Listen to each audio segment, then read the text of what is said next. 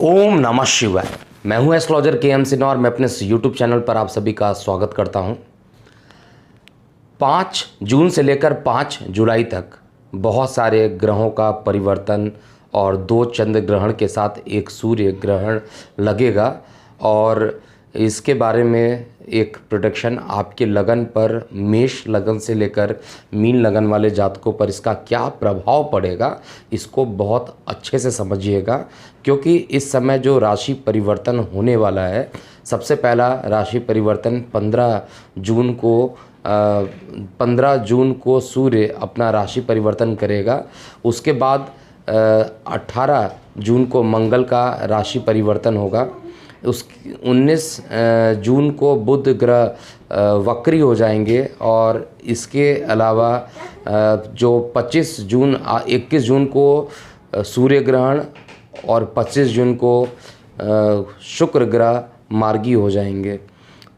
30 जून को बृहस्पति वक्री होकर अपने घर धनु में पहुंच जाएंगे। तो इतनी सारी खगोलीय घटना जब यहाँ पर होंगी तो निश्चित रूप से आप ये यकीन मानिए, मेरे 15 साल के इस करियर में मैं आपको बता दूं कि जब भी कुछ इस तरीके की चीज़ें होती हैं तो जातक पर बहुत विशेष प्रभाव डाल देती है। तो आइए हम समझते हैं कि मेष से लेकर मीन लगन वाले जातकों पर इसका कैसा प्रभाव पड़ेगा और अंत में इनके उपाय भी मैं बताऊंगा, जिसके लिए जैसा वैल्यूज़ निकल के आएगा मैं उसको बता रहा हूं और उसके उपाय भी मैं आपको यहां पर बताऊंगा। तो अब हम कर्क लगन की बात करते हैं। सबसे इमोशनल लगन और जल्दी ही सर्दी खांसी हो जाना कर्क लगन की एक जनरल कैरेक्टरिस्टिक्स होती है। ये हर वीडियो में बता चुका हूँ। देखिए, आपकी कुंडली में सूर्य अभी एकादश स्थान पर बैठे हैं। एकादश स्थान पर सूर्य का बैठना बिल्कुल भी अच्छा नहीं माना जाता है, क्योंकि इसकी जो 7वीं दृष्टि होती है आपके पेट पर पड़ती है। तो उदर संबंधित रोग अभी भी 15 जून तक ये देने वाला है। इससे आपको बचकर रहना चाहिए। और साथ में ये एकादश स्थान पर शुक्र के साथ युति किया है। तो सूर्य क्या चीज़ है, आपके लिए निगेटिव प्लैनेट है। युति किसके साथ किया? शुक्र के साथ किया। शुक्र क्या होता है? पत्नी होती है और मदर आपकी माँ को हालांकि चंद्रमा की संज्ञा दी जाती है, पत्नी जो है वो शुक्र है। तो पत्नी के स्वास्थ्य में भी परेशानियां उत्पन्न होना ये 15 जून तक ये लगा रहेगा और उदर रिलेटेड जो प्रॉब्लम होगी वो होगी, क्योंकि सूर्य एकादश में बैठकर सप्तम दृष्टि से पंचम स्थान को देख रहा है।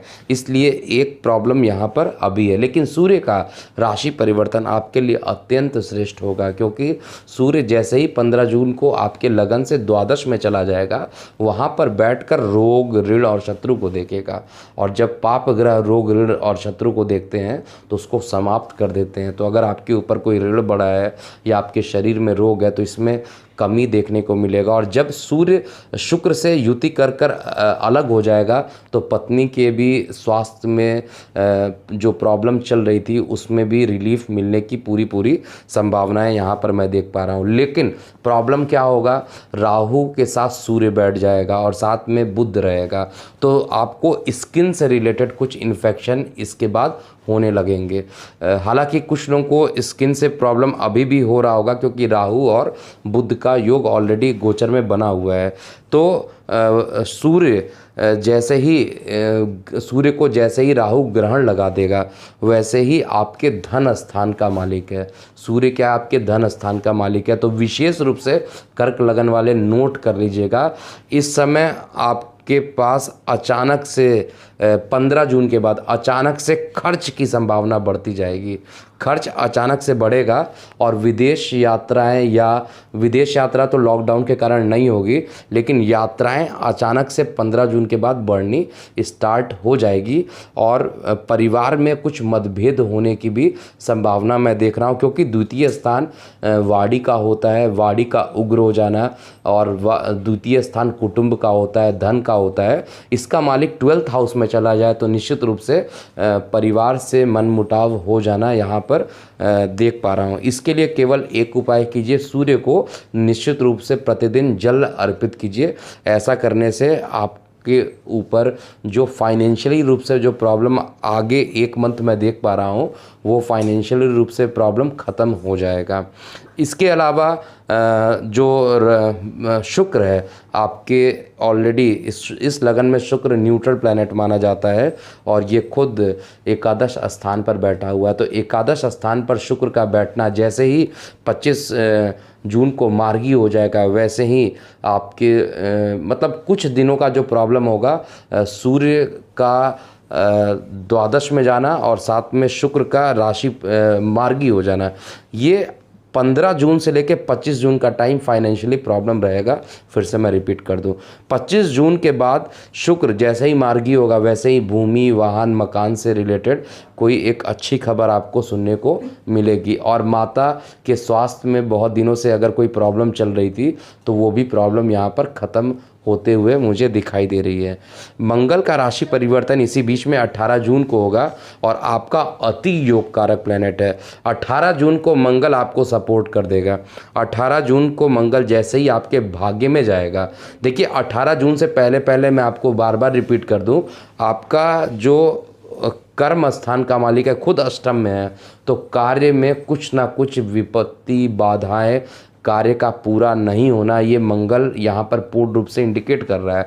लेकिन जैसे ही मंगल अष्टम से निकल के नवम भाव में जाएगा, वैसे ही आपके भाग्य के कारण आपका बिजनेस ग्रोथ होना और आपकी अचानक से विश्व में प्रसिद्धि बढ़ना, ये सभी कुछ मंगल के राशि परिवर्तन के कारण होता हुआ दिखाई दे रहा है। लेकिन बृहस्पति का 30 जून को यानी महीने के अंत में जब ये वक्री होकर केतु के साथ युक्त हो जाएगा, तो यहाँ पर यात्राएं बहुत तेज़ी से बढ़ने लगेंगी और ये धार्मिक यात्राएं हो सकती हैं या आपके कार्य को लेकर यात्राएं हो सकती हैं।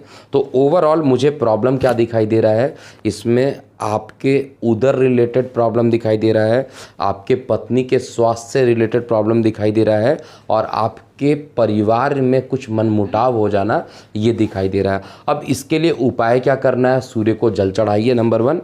दूसरा, आप यहाँ पर डॉग को या कुत्ते को कुछ खाना खिलाइए अपने हाथों से। अगर आप कुत्तों की सेवा इस समय करते हैं तो निश्चित रूप से आपका ये पूरा 1 मंथ अच्छा बीतने जाना है।